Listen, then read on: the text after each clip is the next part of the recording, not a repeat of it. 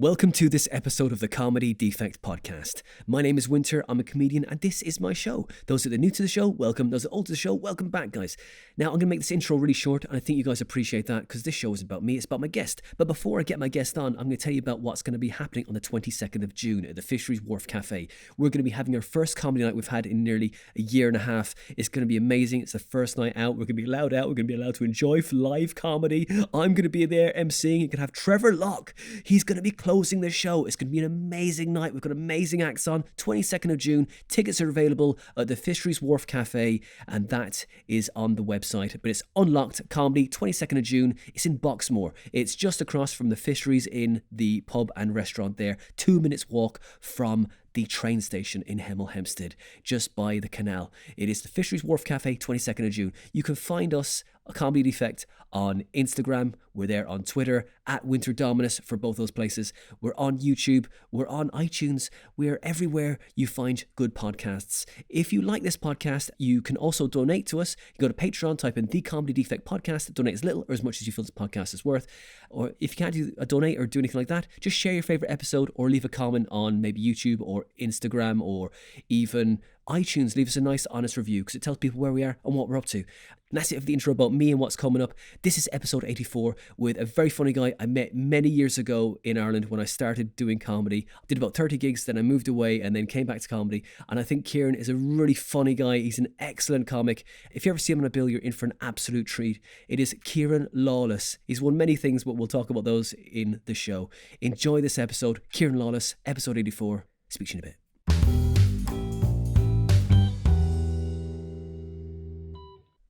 Basically, it comes up, it comes up to allow or block use of your microphone. Oh, yeah. But I'm so used to like blocking pop-ups and stuff. So when that comes up going like, do you want me to remember your password? I always click no. Do you want us to block ads? I always click no. So I just saw a pop-up that was like allow or block. And I'm like, well, I'm already in. So let's block whatever it wants. Yeah. And then I had to go on to this set. Because even I was trying to refresh it. That's why you probably saw that I was signing out and signing back in.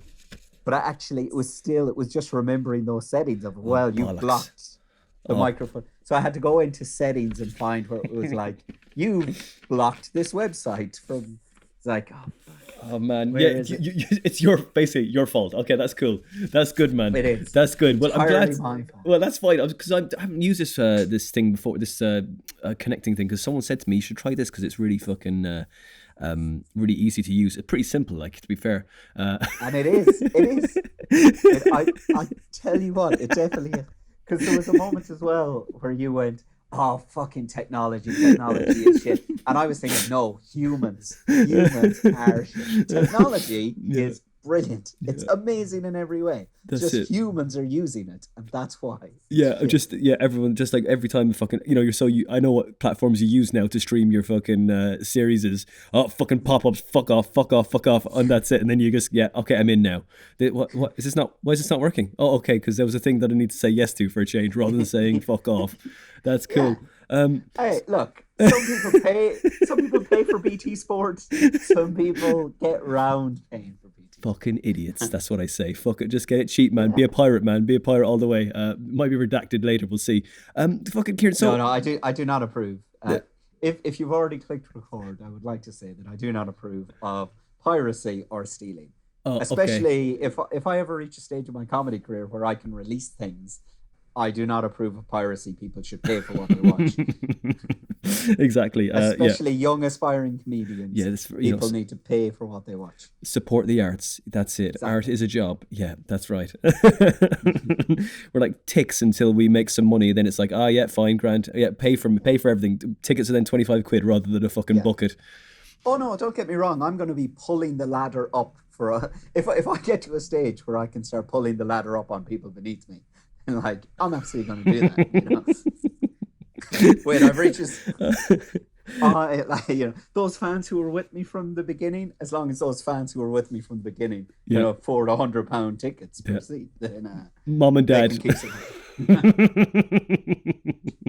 Oh, my mum and dad do not support my comedy. But like pulling the ladder up, like, that's right, yeah. The old Styra fucking straight up, that's it, fuck you, you're staying where you are. That's cool. So, what's been happening, man? How the fuck are you coping with this lockdown stuff and like this double whammy? You're in Manchester now, isn't it? I'm in Manchester. I'm tier 3 Oh, time nice. of recording, and for long after time of recording, very much tier 3.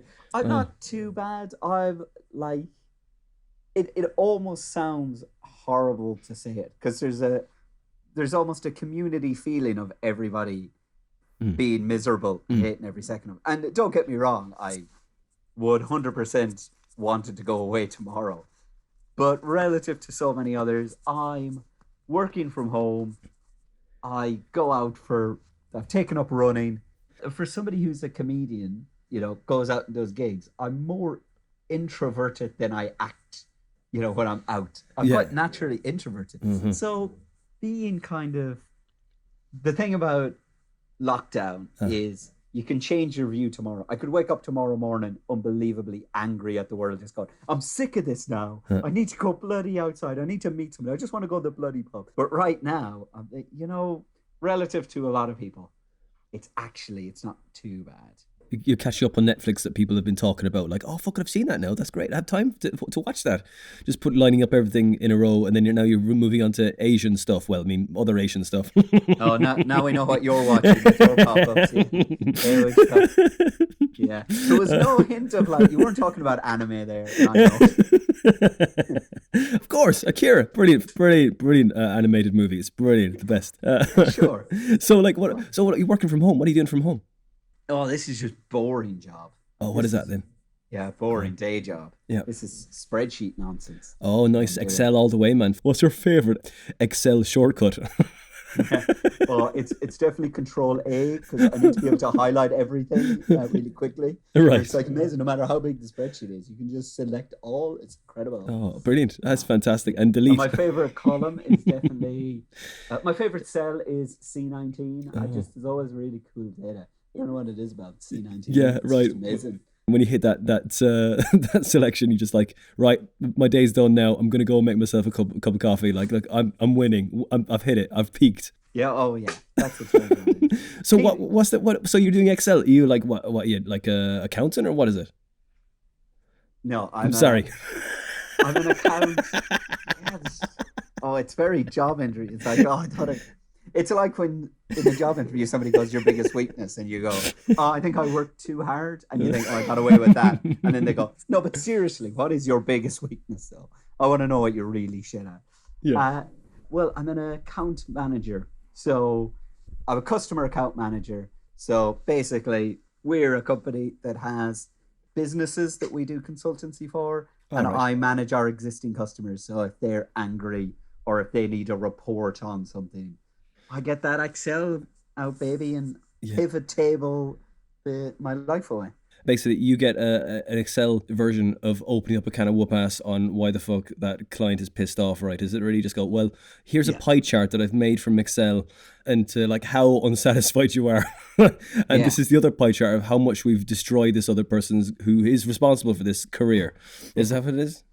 Yeah, that's it. It's nice. A pie chart of, is it our software, our people, or your account manager, me, in the pie chart of why things are shit for you, right? Oh, nice. Well, at least as I say, at least you can do it from home, man. That's it. And you're taking up running, right? So how old do you know, Kieran, if you don't mind me asking? I mean, you could give me the comedy age, and then like that's absolutely fine with me. No, I'm 35. 35. But I look like a solid 32. So, you really lowballed that one there. People are often surprised that I'm 35, but not that surprised. It's like, I thought you were a little younger. I was like, all right, so. But it's the kind of like the jolly kind of like accent as well. It's like, and the kind of like, upbeat sounding thing when you're out, but not at home, of course. You save that. I have a young accent. Yeah, that's what it is. Your voice is young. It's nice. So you're 35 now, and like, how's it running on the knees and like basically the fact that you should be dead by now by caveman terms? Absolutely fine.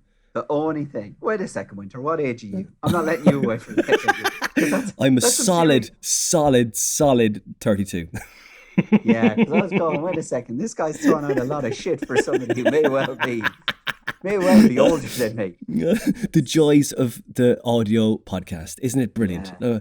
What pictures? When was that picture taken? Was it last week? Yeah, it was last week. You have an old sounding voice. You sound like a haggard old man. Fuck you, it's the asthma. I'm what's it called? An old cripple, yeah. Just know what they call them these days. The fucking a geriatric? I don't know. You're a fucking asshole. What is it called? The fucking high risk. Listen, I still think I'm younger than you, because my line of question, if I found out a 55-year-old went out running, my first question wouldn't be, "Oh my God, your knees." Is that not a problem for your Zimmer frame? Look, Kieran, your Zimmer frame not kind of. Kieran, I've done a lot of these, right? I'm just trying to connect with everyone I talk to, okay? Just look, don't drag me You're through. Trying to speep my language by talking about my down with the kids, like. Okay, now I've added another 10 years onto my fucking age that I just said a minute ago. So I'm just saying, like, because I was doing running as well, like during the first lockdown. Just right, I need to get out. And the first time ever in my life, I was like, oh man, like I was running up the hill because I live in Hemel Hempstead, and I was running up the hill, and oh Jesus, man, I've never had problems with my knees ever. And like this year, I was like running, and then I was, oh God, my knees, and even like driving or anything, my left knee was starting to give me pain, like, and I was like, what's going on? Never been to a chiropractor before, right? So I went to one anyway, and like I went in, and this guy is from New Orleans, and he's American, and I was like, and bleached blonde hair as well, and with a tan and everything. And I was like, oh no, okay, I've gone into this place, and he's talking to me, and all I can think as he's talking to me is this guy is trying to sell me something I don't need. I mean, and like I did something for like you do sometimes like for an audition, you have to walk, and they want to see how you walk. I filmed how I walked, and I was like, I said to my wife, I said, why didn't you tell me I was walking like there's something wrong with me? She said, I just thought that was your walk. And so I was dragging my left leg, and this guy was like, so he put you on, I don't know if you have this, they put you on scales, and they weigh one side, see how balanced you are on either leg. And on my left leg, I was 12 kilos heavier than my right leg, Shit. I know, right? There's dressing to the left and there's dressing to the left. You know what I'm saying? So you're just putting it that like you, one of your testicles is bigger than the others. But that's what it is like. 12 kg. All right, now I'm giving away my age now. Okay, like I'm 54. That's what I am. I'm 54. This is a new revelation. So like, has your wife only started noticing that you walk at all in the last year? Surely she's known you longer than this problem. I mean, I've never noticed you walk before. I was the one who walked down the aisle, so I never even knew that you could. That's why she's never seen you walk. That's what it is, like, But it's like, I guess it's a slow kind of anything. You stop doing it gradually. It's a gradual thing, and then like I was just kind of, I guess, a slight deviation on the left leg, and then a few months, years later, I'm starting to just drag the left leg. I was like, what's going on, like? And so I'm thinking, shopping channel, this guy trying to sell me something. Anyway, turns out I've got a fractured third vertebrae in my back.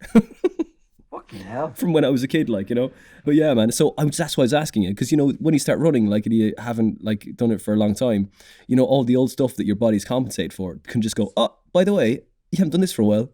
Look at this. Look what I can't do anymore. No, fortunately, I had nothing like that. The only revelation that came out from my running from my past is that I've let myself become a tub of lard. Basically, I've let myself become a fat piece of shit. That has caused a problem in that it's really tiring. Yeah. I started running with a few people, not actually physically with them, but a few people I work with all joined the same app.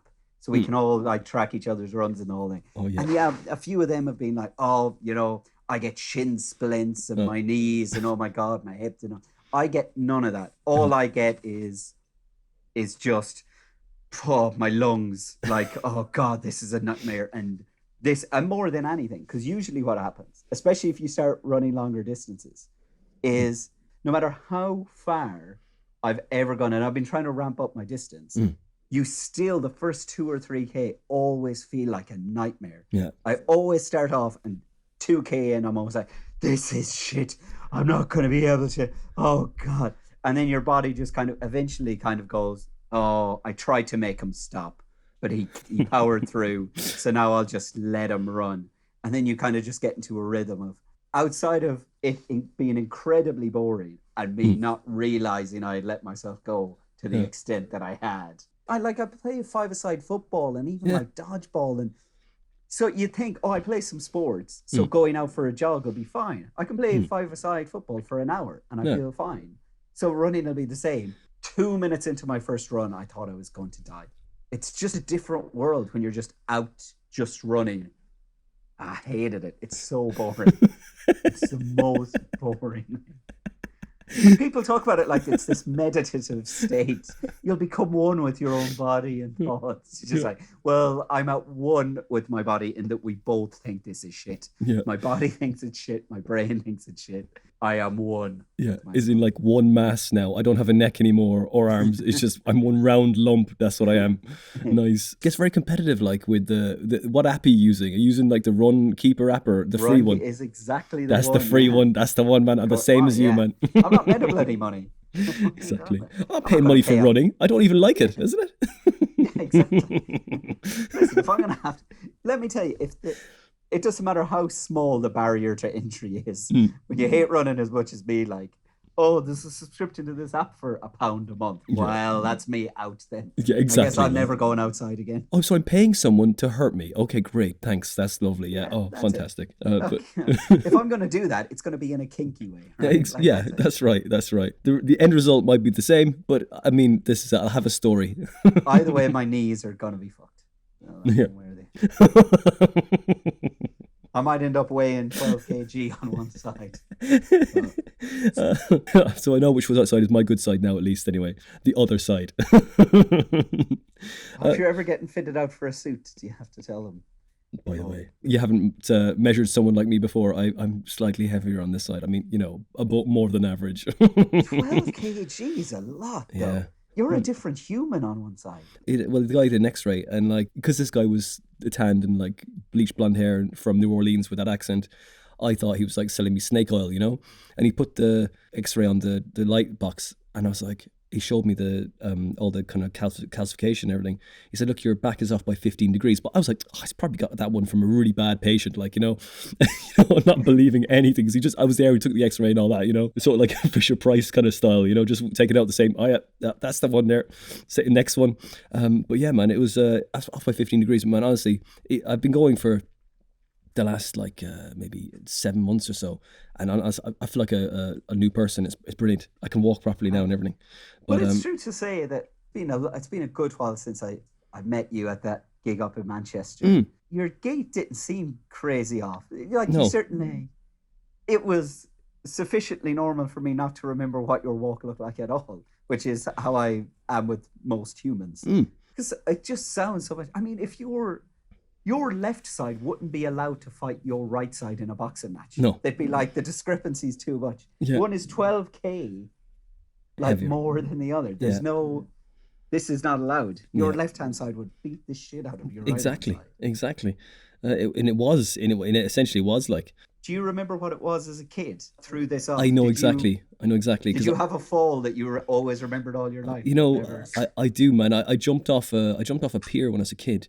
And like kind of in a trag in just outside Skibbereen. I never dived from that height before.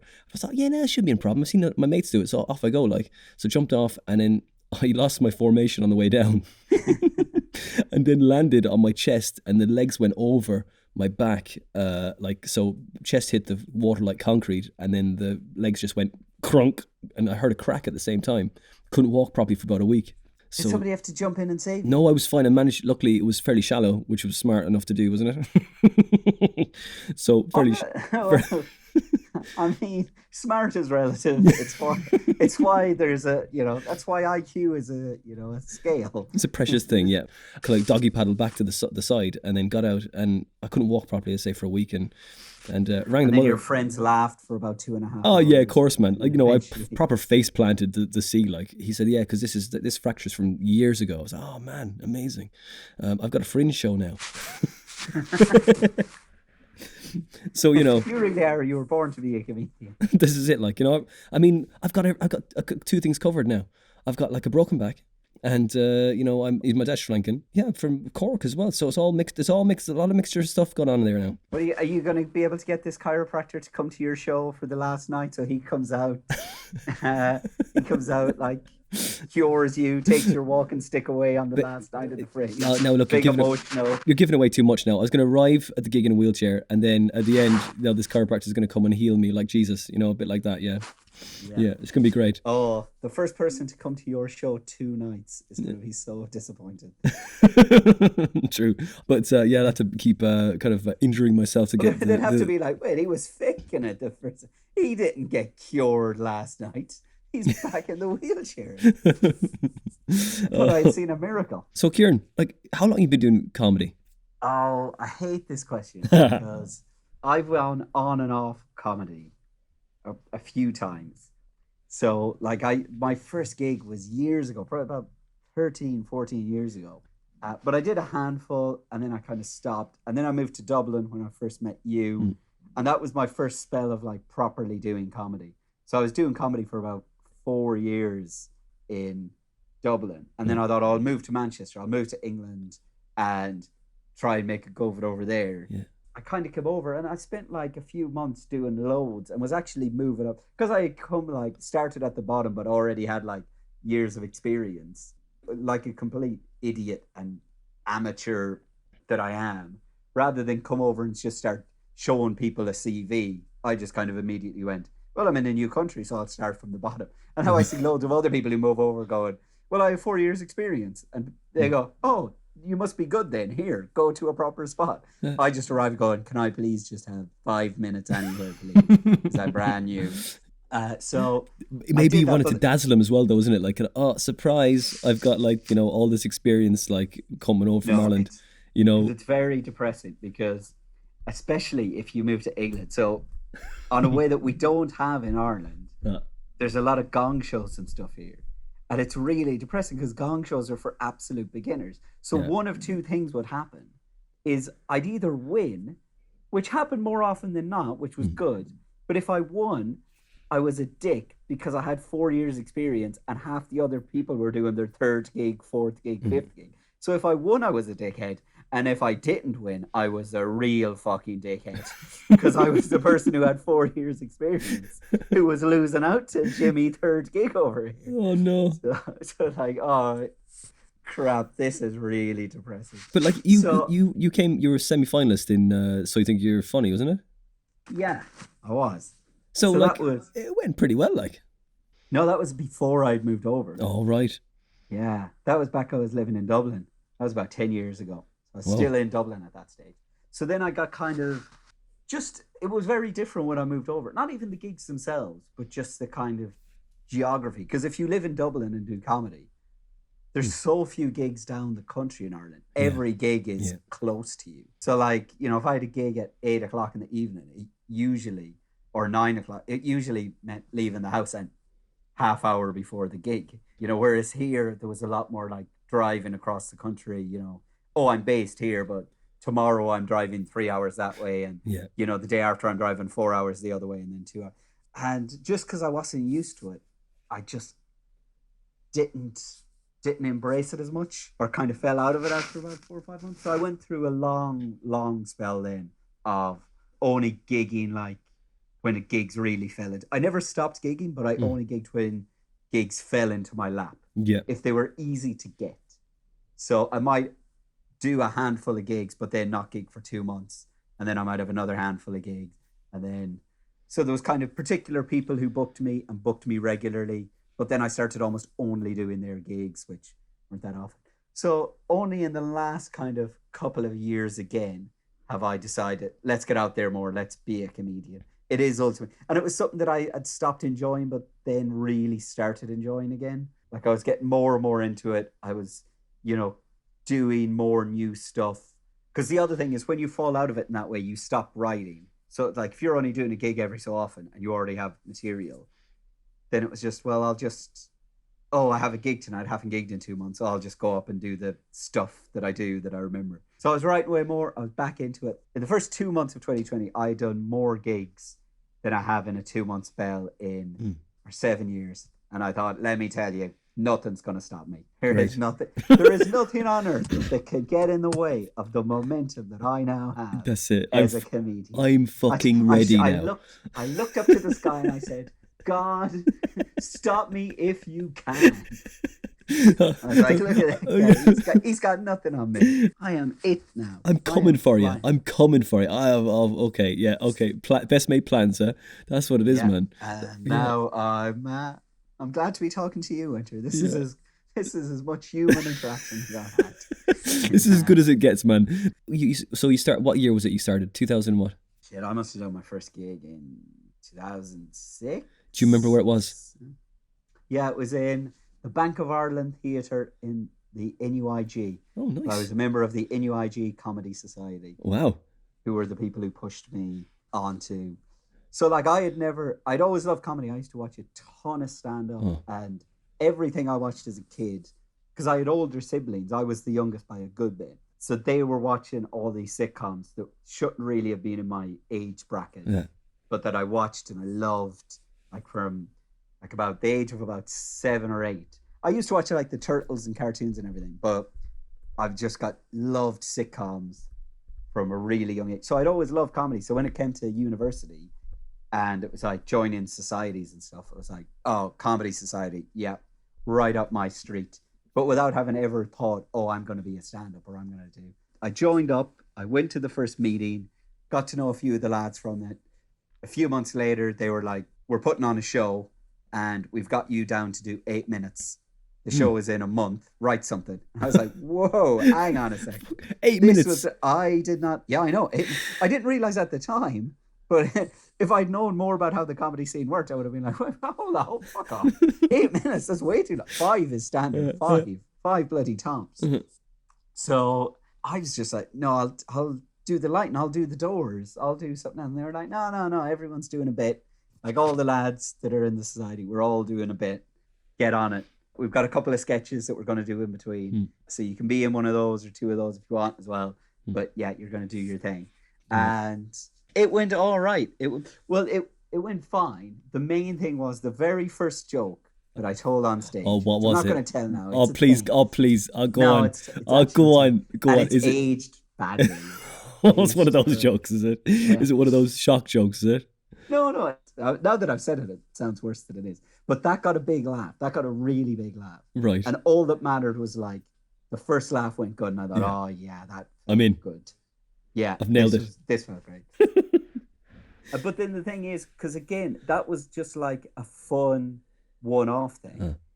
Like in my head, it was one-off. I will tell the joke, by the way, in a second. Right. But just to finish the like, kind of circle back to me being kind of really on and off, is Galway at the time had 2 stand-up clubs. So I did that at Jerry Mallon, who ran one of the clubs in Galway at the time, was like, oh, you were quite good. You can come down and do like an open spot in my gig if you want. So I did that. Then Giles, who was head of the Comedy Society, got me in to do an open spot for the other comedy club that ran in the Roisin Dove in Galway. Oh, okay. So by then I had just like, well, that's it. I've completed it now. Yeah. In the first couple of months, I'd completed all comedy that was in my vicinity. And then did damn all. And occasionally Giles, who was like a proper, like, wanted to be a comedy writer and a stand-up, occasionally he would set me up with other gigs. Oh, nice. Oh, somebody's running a gig. Do you want to come down and do your, like, the stuff? But in my first, like, 2 years of comedy, I probably did about 9 gigs, maybe? Yeah. 8, 9 gigs. That's why I always kind of cringe when people go, oh, how long have you been doing comedy? Because there's part of me is, there's like going, oh, I'm going to have to say like 14 years. Yeah. And then they're going to look at me going, wow, hasn't worked out then, has it? And then I have to throw in all these caveats of like, no, but I wasn't a real comedian because I only was, and then I didn't do this. And then I didn't gig that time for like years. It's like, you know, it's sort of like your heart rate, you know, you kind of like, was it 206 minus your age, isn't it? Yeah, exactly. That kind of thing, you know. It's like, just okay, right, I have to, or dog years. It's like, just, you know, I know what you're saying, but it's off and on. You gotta be like just fully at it, haven't you? Like, everyone needs a break. Yeah. You can't go at it, man. It's so mentally draining.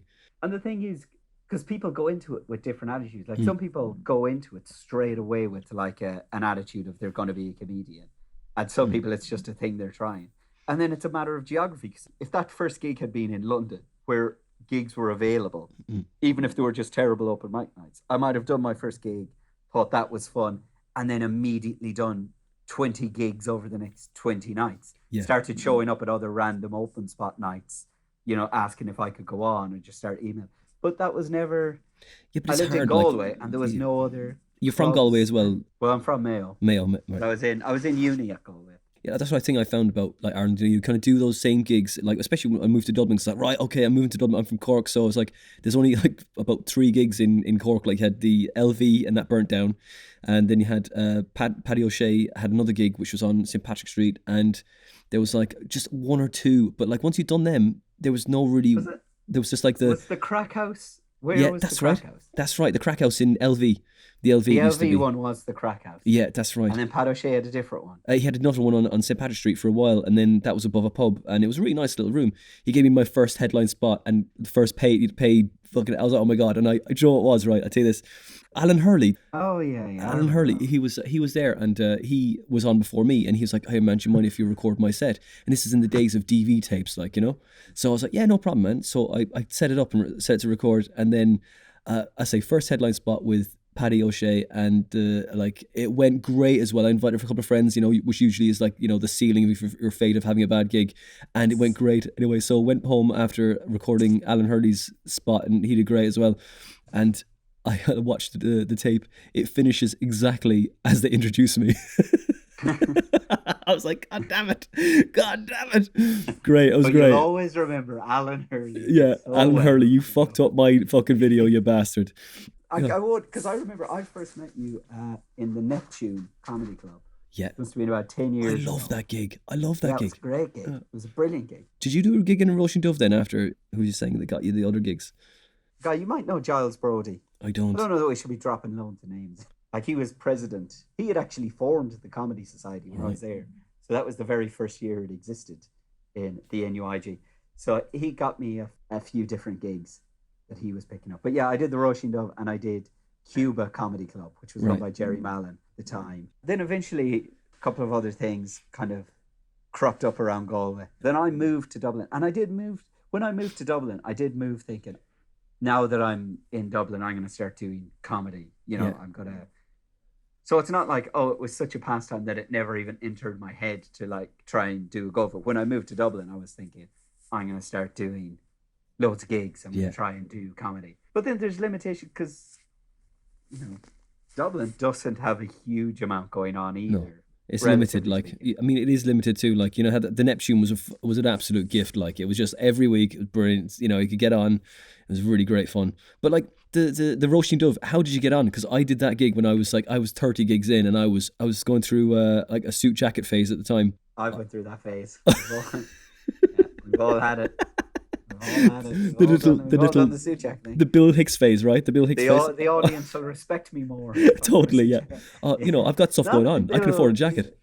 Yeah, they won't respect you that much if you're shit, though. No, man, I was terrible. I got up there, walked up there, got applauded on, didn't get one laugh, and then walked off. Didn't even get a round of applause off, man. I was so bad. Like, Carl Spain was emceeing and just was smashed it. Like, and then you had. Angelo Sarukis was the guy closing the gig, and I was just like stayed around, and I did get the Laughter Lounge t-shirt. I don't remember. Do you not get one? Like the one I got was like extra large, and I was like, okay, man, I'm a medium, like, you know, a best, and like, so I was like, I took it as a metaphor. Okay, I've got a lot of growing to do. This club is too big for you. Totally, at the moment. Tough one, man. Didn't, you know, one of those gigs you just like, oh God, I didn't sleep that night, man. I was just like, oh, this is painful. Yeah, my first gig in the Roisin actually went well. Great. It would have been my third gig, but then my first proper death. Because the thing is, maybe it's just nerves or adrenaline. And I think this is quite common, actually. I hear this a lot from comedians, where your first couple of gigs actually go all right. They actually go well. And you start to think, oh, maybe I have a bit of a talent for this. Maybe this is a thing that I can do. Maybe I have a bit of a... All right, I'm not going to say I have a gift, but this is so many other people talk about how hard it is, and I've done great. And then you just begin to think, hey, I'm all right. And then your fifth gig or your fourth gig, all of a sudden crashing down, like you have your first death, and then you realize, oh, okay, let's fucking get back into boots that fit me. Like this is. And so my very first gig in the Roisin, which I think was my third gig ever. Nice. I went like Comedy Society, Cuba for Jerry Mallon, and then the Roisin Dove. Those three went well. I think I did another gig in between, and then my fifth gig was back in the Roisin. Yeah. And I died so spectacularly. No. Literally one of those. In the Roisin? Just nothing. Yeah. Oh, I think it was my Jesus. first ever proper death. And the thing is, because like there was no experience, I mean, I still find it difficult now. You know, like even though I've got way more experience, you know, when the first couple of minutes go bad, Yeah. it's often very hard to win back an audience. Like first impressions do matter. You need to be getting laughs early on. So like somebody, I don't know where I'm stealing this from, but I am stealing it from somewhere. That one of the things about when you get up there as a comedian, you tell your first joke and people laugh and they go, ha ha ha, that's funny.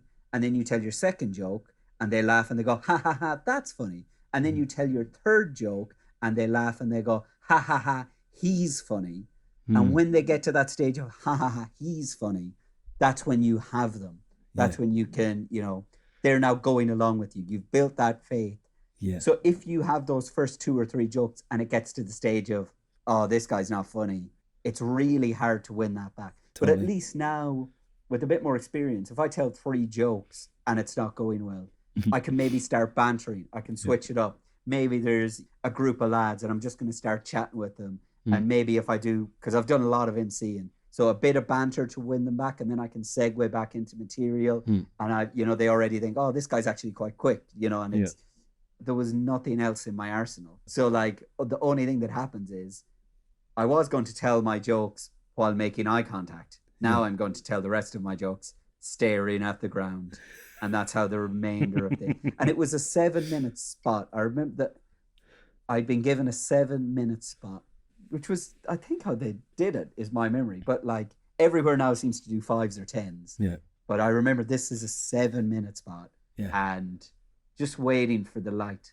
Yeah, totally. And the thing is that like in my head, you're thinking like, I want to do my time because I don't want to cheat the person who booked me out of the time I said I would do. They're probably at the back of the room going, I wish this guy would get off. Because it's not like you're being paid or anything. It's not like you're ripping him off by leaving after 4 minutes. He'd be thrilled you left after. But there's just that thing of, no, I have to do my 7 minutes. Yes, I have so to make this really as painful as possible. I have to really just anchor the night in shit right now. Yeah. Oh no. I need to ensure that I have the worst time, but I need to make sure that the audience also have a bad time. Because I'm going to remember this as being awful. So I want them to sort of remember that the night was bad. So I'm going to just prolong my shit. Yeah, the agony. You're with to the bitter end, to the bitter end, man. You saying before you're watching like comedy with like your siblings and stuff. What was your thing you used to watch? Like the main thing, like your like inspiration to start comedy? Honestly, from about the age of about 8, I used to just watch loads of sitcoms. Like I just watched loads of TV in general, and it was a case of like you get home from school, The Den would be on. Yeah. British people watching it, listening to this won't have a clue what I'm talking about. Yeah. So that was where it's like you get home and then you watch The Turtles and Captain Planet and James Bond Jr. and whatever the hell else. Joe 90. And then that would turn into kind of by like, honestly, this is just most of my nights of like, by about 5:30, they had the kind of young person, maybe child-friendly sitcoms would start appearing, which would have been like, you know, The Fresh Prince of Bel-Air and Sabrina the Teenage Witch or stuff like that. And then into early evening, in a way that people don't even watch TV now so much. Sitcoms used to absolutely fill the schedules. Like there was times when like the Monday schedule would be like the British Empire followed by Desmond's, followed by Bottom, followed by Game On, followed by Absolutely Fabulous. Yeah. So it's just like, and just watching just anything that was repeat, just watching loads of Only Fools and Horses, loads of Blackadder, loads of The Young Ones, sitcoms coming out my ass. Classic stuff like. That's so much. Well, the first one I mentioned there was the British Empire. So I think you'll find that it wasn't. I don't know why that was the first one. I feel like I was actively remembering a schedule that used to exist. On like you can think yourself. So like that was. If you're wondering why I'm such a great comedian, it's because I was brought up on a diet of the British Empire. And I used to hate that show, man. That was the yeah, thing. Is no, that it was terrible. it was that's the one that probably just stuck in your head for the same reason that you stuck in those people's heads in Roisin Dove for the 7 minutes. You were like, oh God, just get out the way so we can watch something good, isn't it? My sister, right? My sister was once on an Irish quiz show that you might remember. Yeah. Do you remember Blackboard Jungle? Of course I do. Yeah, with Ray Yeah, Darcy. Yeah. with Ray Darcy. So my sister was on that when she was in transition year. So when she was about 15, 16, she was on. And of course, it was billed as like it's university challenge, but for secondary school students in Ireland. So it was like a high level quiz, but for secondary school students. That's how they built. And my sister was on the team and they had a good run. They got to like, I don't know, quarterfinals or semifinals or something. But she was on it a bunch of times. And one of the times that she was on it, it was at the same time that the Thin Blue Line was on. And I actively argued that we should be watching the Thin Blue Line on the grounds that we were taping Blackboard Jungle anyway. Yeah. So we can watch it immediately after. But we have to tape that. We're not going to tape the Thin Blue Line. Yeah. So let's watch the Thin Blue Line and then we can watch Blackboard Jungle. So like my sister's big TV moment of like getting really far into this televised quiz show. And I was like, nah, man. I need to watch this. That's it. This average at best 8 p.m. in the evening sitcom. This is for my career, mom and dad. This you don't understand. You don't know it yet, but this is where I'm going to be inspired to be great. The sitcoms, man. But like, what about the stand-up? What was your like? You know, you can like, oh man, I love that one. I love this comic. This is like what kind of comic that you would like aspire to be? The first stand-up I ever went to, I was about 16. And I went to see Tommy Tiernan. Oh, yeah, what was his first live show. The show that became his first DVD was the first live stand-up I went to. And it was insanely good. It was one of those things of when that DVD came out, I bought it and just watched it thinking, he told that better in Castlebar. Honestly, the night I seen him in Castlebar, he was way more on form than he is for this. And of course, looking at maybe that's just because you're in the live environment, so there's a different energy in a different world. But genuinely, my memory of it is that he was just insanely on form that night. And I didn't really know much about him. I knew who he was. You know, there was other people who were the main impetus of like, let's go and see this. He's great. Let's do it. And I just was tagging along. And I just thought, this is amazing. And I'd watched a lot of stand-up on TV and I'd already very much liked stand-up. That was established. But that show was like insanely good. What was the name of that one? I'm such a terrible laugher. I don't even laugh that much. And this is one of the rare like occasions of bundled over in pain. I hope there's an interval soon because I need to catch my breath. Yeah. Like really good. What was the name of that show? I think it was just Tommy Tiernan Live. Oh, right. The DVD. And okay, what about now then? Oh, I don't know. I'm rubbish at this as well. Yeah. I don't have standout favorite comics, really. I went to see a few James Acaster shows recently. Yeah. And he, I think, is great. He's really brilliant. You know, he just popped into my head there. And he has like 4 shows up on Netflix. Yeah, I've seen the repartee, isn't it? Yeah, and I just think they're really good. I don't have a standout. I saw Dylan Moran in 2018 in the Edinburgh Fringe, and man, he was like, I watched loads of shows that year, and he was hands down the best show I saw that year. It's brilliant. Just the writing, it's brilliant, amazing. Yeah, I saw Jim Owen. Brilliant. Thing a few years ago. It must have been about. It's a good few years ago now. This is one of those things because I'm old and my knees are giving out. Time gets distorted. So I was thinking, it was just the other year. It was like 6 years ago or something now.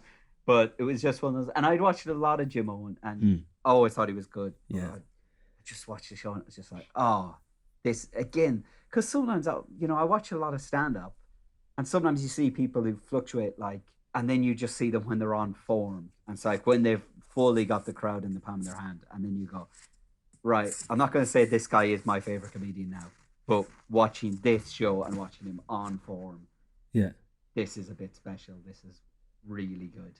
And like, I mean, he's got so much time. Like when I saw him, when I go do the Fringe, I go and watch him every year.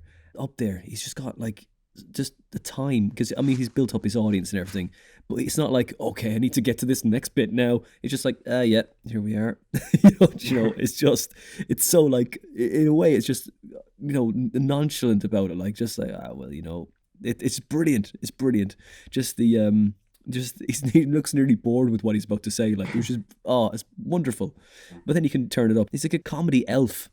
I think this is actually a bit true of Acaster as well, where sometimes, he's very much got his own style, but there's moments in his shows where sometimes he's doing just very observational comedy. So it's sometimes it's just like, this is an observational piece of comedy that almost any observational comic could have made in terms of the observation, but they've got a unique spin of it. I could watch 10 comedians make this observation, and they would all do it in a similar way because this is what the observation is. But just sometimes it's actually a very straightforward piece of observational comedy. Yeah. But they've genuinely got their own voice behind it. Nobody else would have pinpointed it in this way because they've got a true specific comic voice that not everyone has. Everyone would deal with it sort of in their own way, but yours is really distinct and really... Yeah.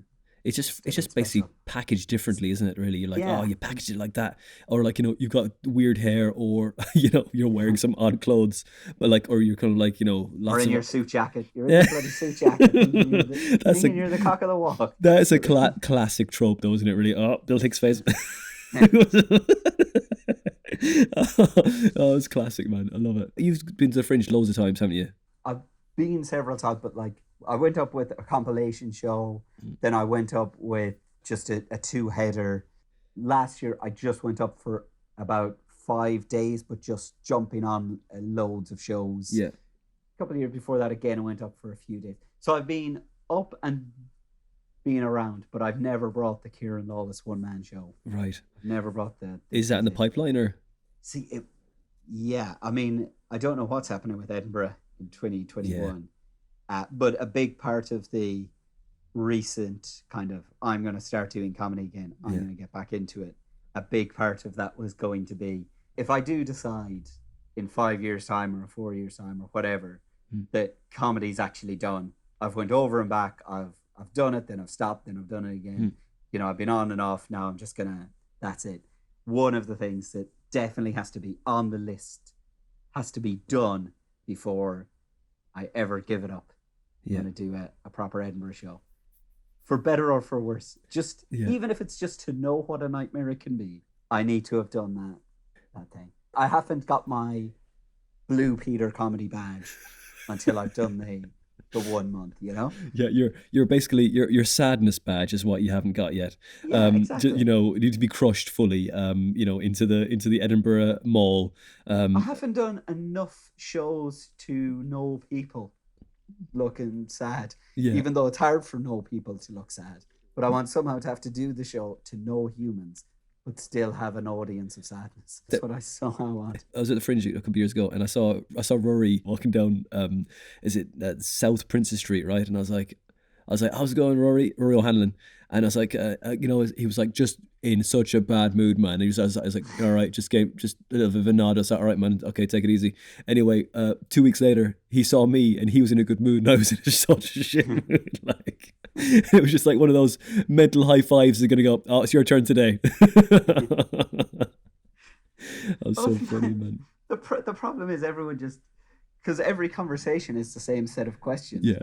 But those questions for certain people at certain times is just unbelievably demoralizing. Yeah. Because it's all about like how your show's going. Yeah. So you can start chatting about audience numbers, and if you're really ballsy in your conversation, start talking about reviews.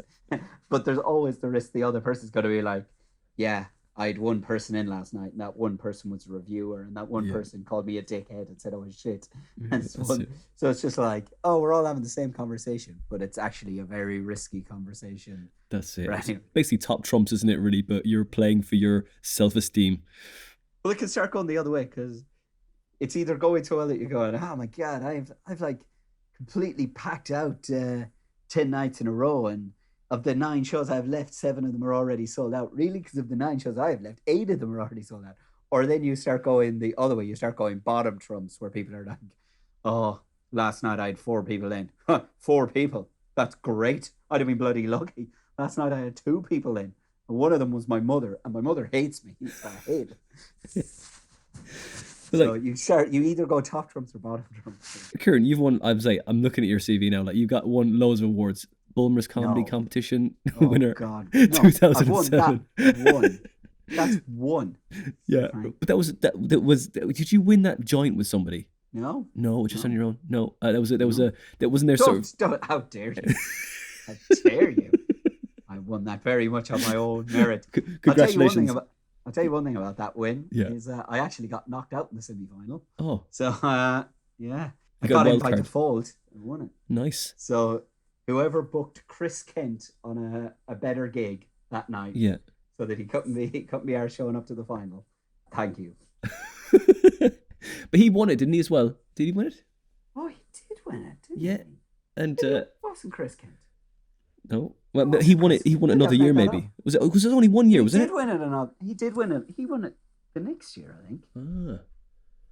Who was it pulled out? I have this in my head that it was him. And then the person who was a judge in the semi-final that I didn't get through, because people love spoiling my moments.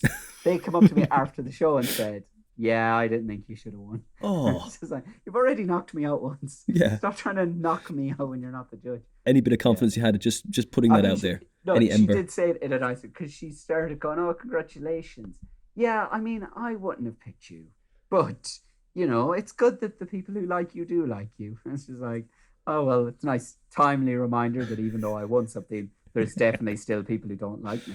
That's what you need to be remembered in your moment of happiness. Very Irish thing as well, isn't it? I mean, but in fairness, even in this country as well, when someone gives you a compliment, you go, "Oh, you did well there," and then they realise that they've given you a compliment, and then they feel lesser than you because they have just given you some joy, and then they try to take it back by saying something weird.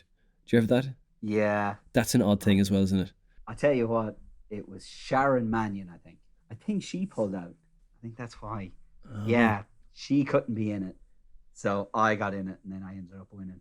She wasn't the person who said, "You shouldn't have won."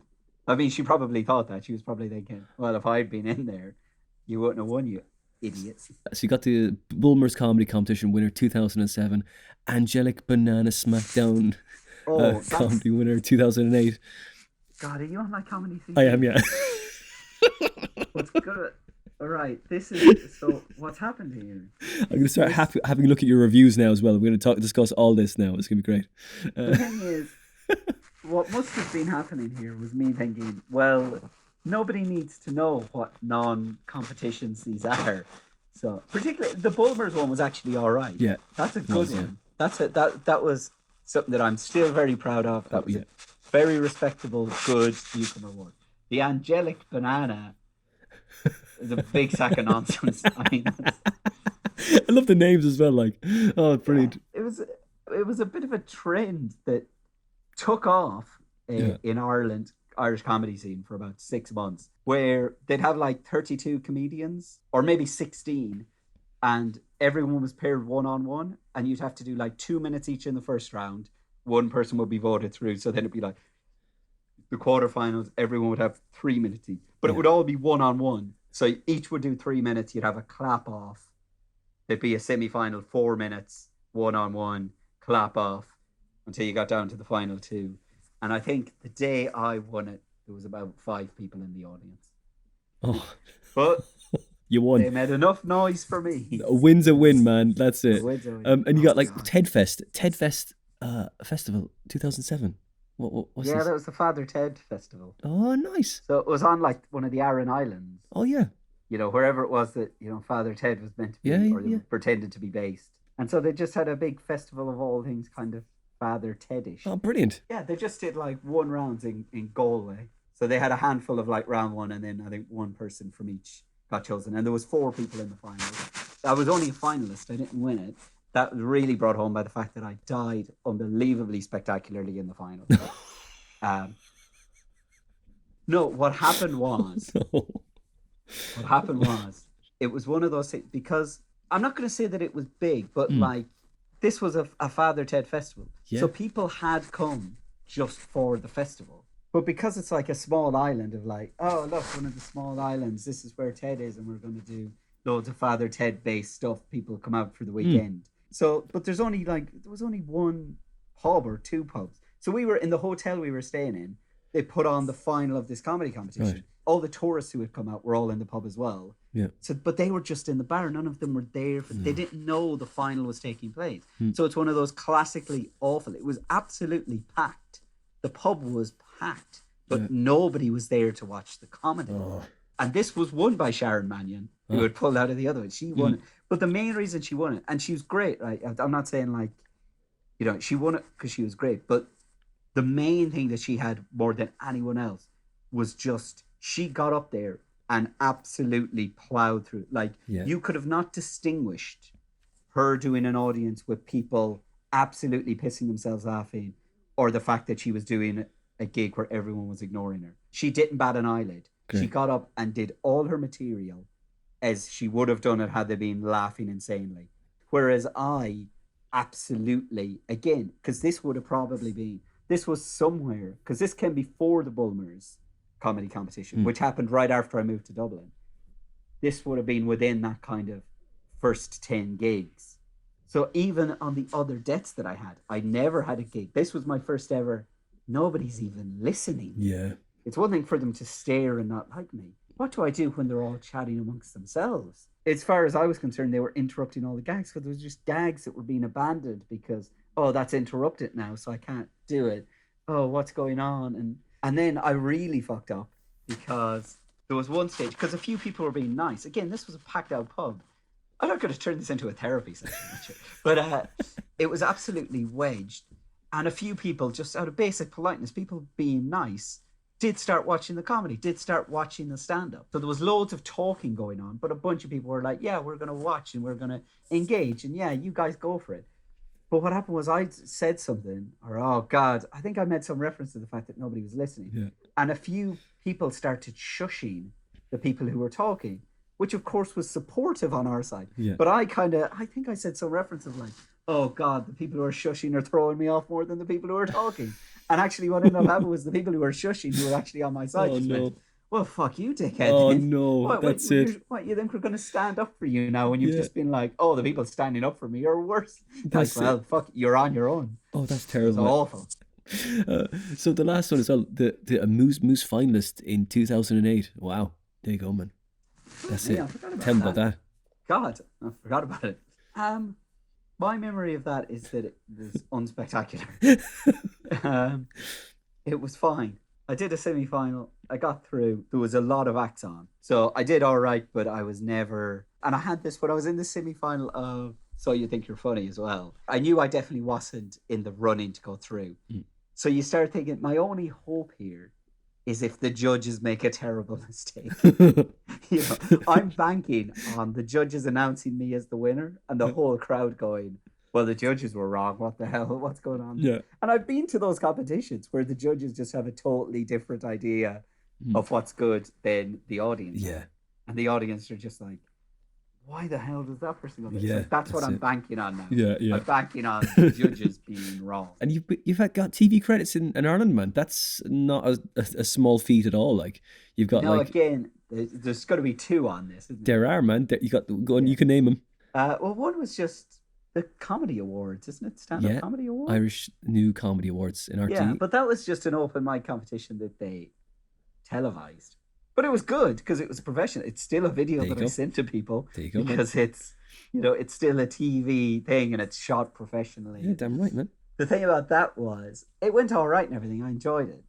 But I don't know if it was just everyone in the crowd was friends with comedians. I think nearly everyone had been brought by somebody. They were all groups of people who just, because of that, they were crazy supportive. And crazy supportive is, of course, good. But what it meant was that, like, they were giving rounds of applause for jokes that would never, ever normally get a round of applause. So, and it's not because I was smashing it. It was the whole audience had decided, like, well, we're going to make this look good for the television viewers at home. And it was just every joke was getting this mad round of applause. I can't even remember if they laughed, but I remember that they clapped. It's like, this is lovely, but also not realistic. Keep it in the realms of reality, guys. Come on now. Nobody has ever clapped at that joke before. So there's if no anything, way. it's a bit like the one when you're doing it for TED Fest. You're like, if anything, this is like the time at TED Fest when people are shushing me, is putting me off. I'm not getting into a rhythm right now. Can you stop being so supportive? Yeah. Listen, I think there was a moment in my head where the TED Fest flashed through my mind, because I always in my head just want to go, listen, guys, you're kidding fucking nobody with this round of applause after every joke. Yeah, come on now. I know my level. Yeah. That's it. And the other thing was random. Oh, it was a thing shot in a hotel in Westport. Oh, I can't even remember what the thing was. I didn't watch it because takeover, wasn't it? The takeover. The takeover. Yeah. So this crowd of people were just taking over, running a hotel for like a few days. So that was it. They had different people taking over different businesses and trying to run them and seeing if they could improve them. So one of the things was that they took over this, like, I feel like it was in a hotel bar in Westport, and just because I was a local comedian, they brought me down. But they also had a handful of people. So they had like 2 or 3 people who did comedy who were from nearby-ish. I only got this last minute, by the way, because somebody else pulled out on them. So they put on a comedy show, but it wasn't very good because they didn't have a big crowd. And so it was quite an average comedy night that just appeared in the like show as, we're putting on a stand-up show because this is the kind of thing that we're going to innovate to bring people to the pub that we're running for a week. And then they just showed like short clips of us. And I suppose they, it came out looking all right, but I was only in it for like 90 seconds and 2 jokes. But again, if you're updating your comedy CV, it still counts. Damn right it does, man. Damn right. It all counts, man. I mean, if the fucking angelic banana counts, then you can bet your heavy ball, the takeover definitely fucking counts. That's good, man. Well, now, I want to ask you this. What was the joke that you first told, the first gig, that first joke you told? Oh, God.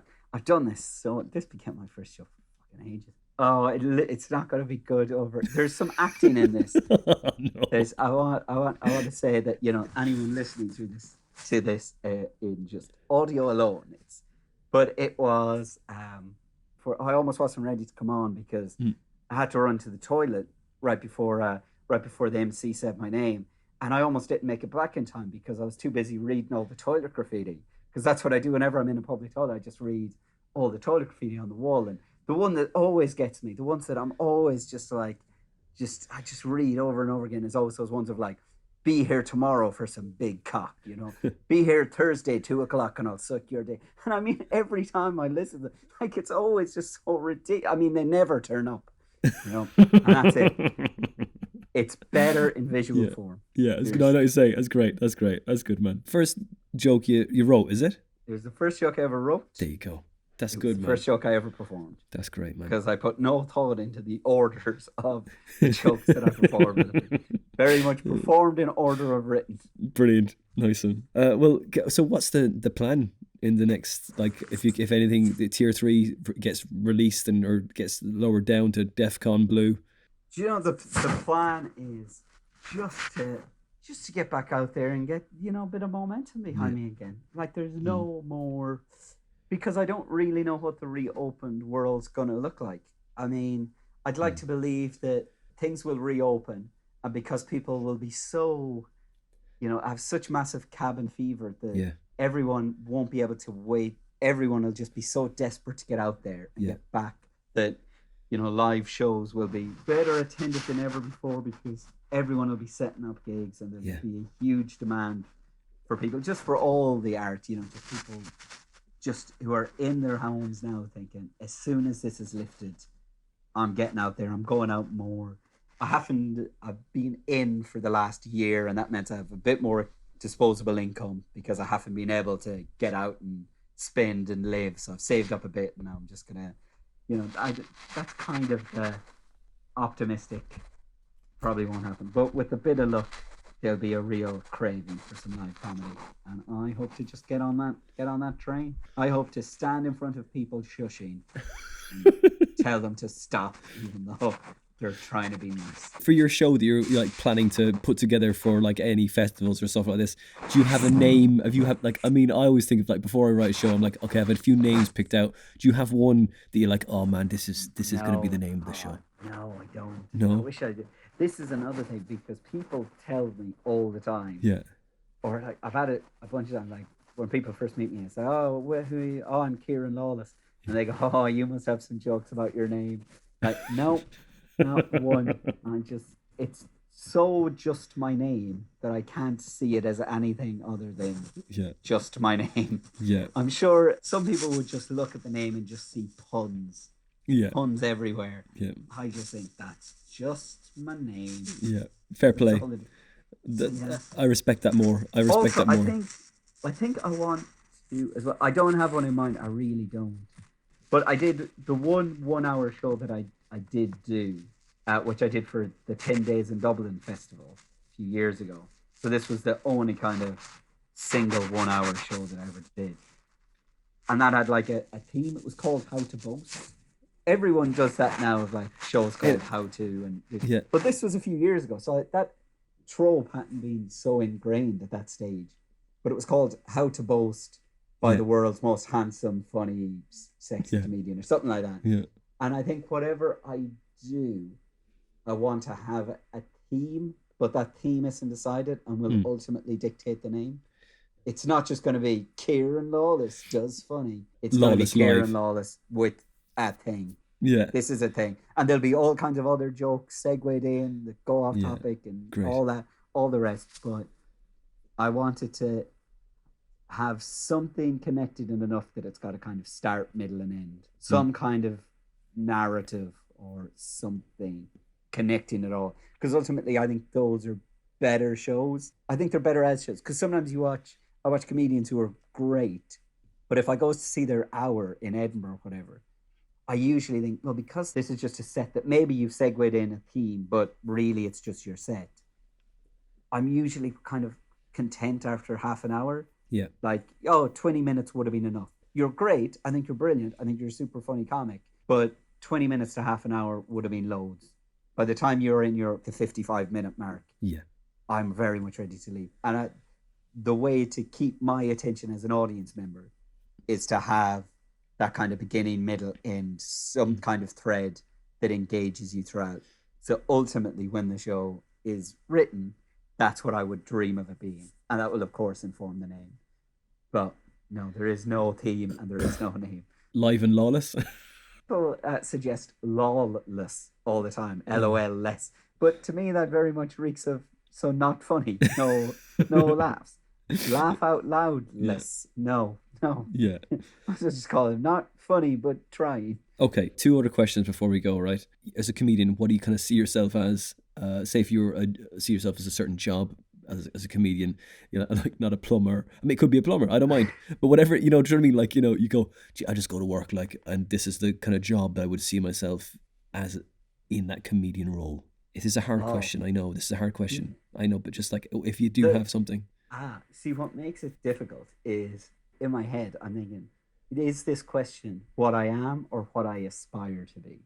What you feel you are, when you go up there. Because what I feel I am is, do you know what I feel I am? I feel I am what I am in real life, which is like a customer accounts manager. In that, a big part of my job, because I do a lot of MCing and a lot of even my normal sets often involve kind of little bits of banter. I'll often use banter to set up gags and because of that, so much of what I am as a comic is just friendly, funny guy.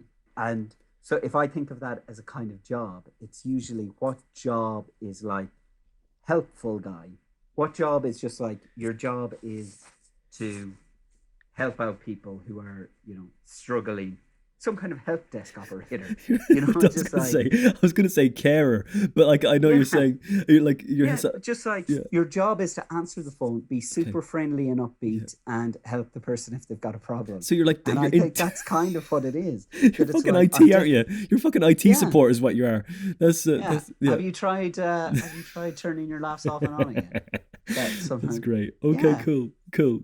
You're helpful, and look, who doesn't need technology fixing Yeah. it these days, right? That's it. And the thing is, a lot of what I is like, and this is not a deliberate thing. This Right. is what I'm almost in my stand-up a slight stereotype of the jolly upbeat Irish guy.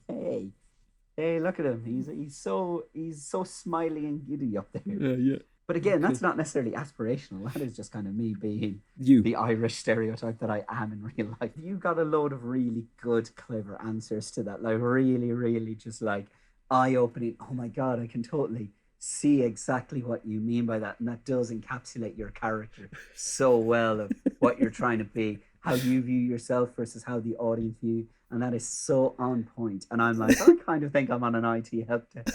No, that's great. I think you are what you want to be. That's great, man. You fucking answer I've ever heard. That's great. Oh, unbelievable. No, it's brilliant. I think it's brilliant. It's just you, man. It's you. You're just honest, man. It's honest. You're honest with you. Your persona is honest, and you're likable, and that's what you are on stage, man. It's great.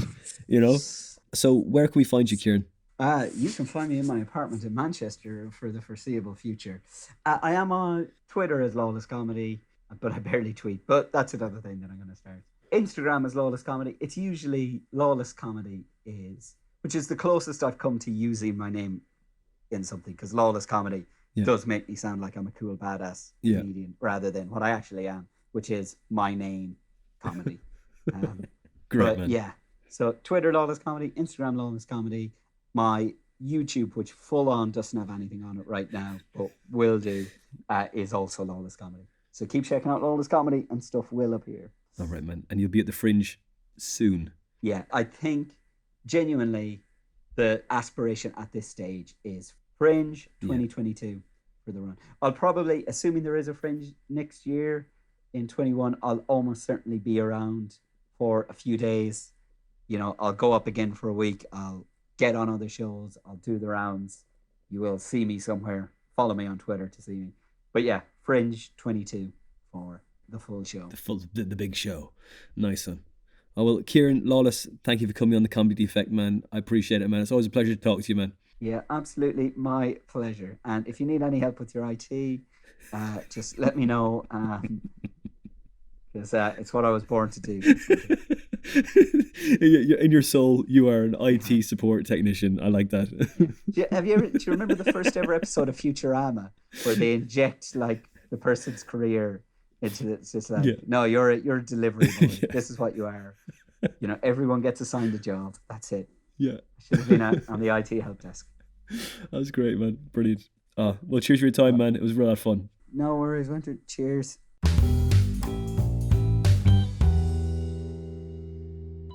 And that was episode 84 with the very funny Kieran Lawless.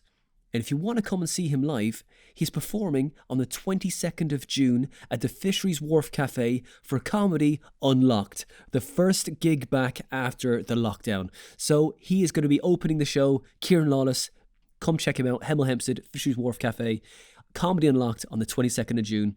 Now, you can find this podcast on Twitter. We're there at Winter Dominus. We're on Instagram at Winter Dominus.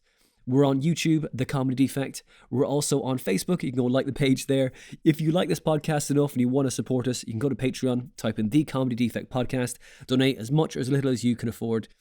And if you can't afford it, don't worry. Just share your favourite episode or go to iTunes or YouTube, leave a comment or a nice honest review because it tells people where we are and what we're up to. So that was Kieran Lawless. You can see him on the 22nd of June at the Fisheries Wharf Cafe for Comedy Unlocked, and he is going to be opening the show. The headliner for that show is Trevor Locke, who will be appearing on this podcast very soon. So that's it for this month. Next month, we've got a guy which I've shared many a car journey with. He's an absolutely gem of a fella, very funny comic, and he's played in some weird and wonderful places. It is Matt Price. That is for episode 85, end of April with Matt Price. Until then, enjoy the rest of March. April is coming. The days are longer now. Serotonin is on its way.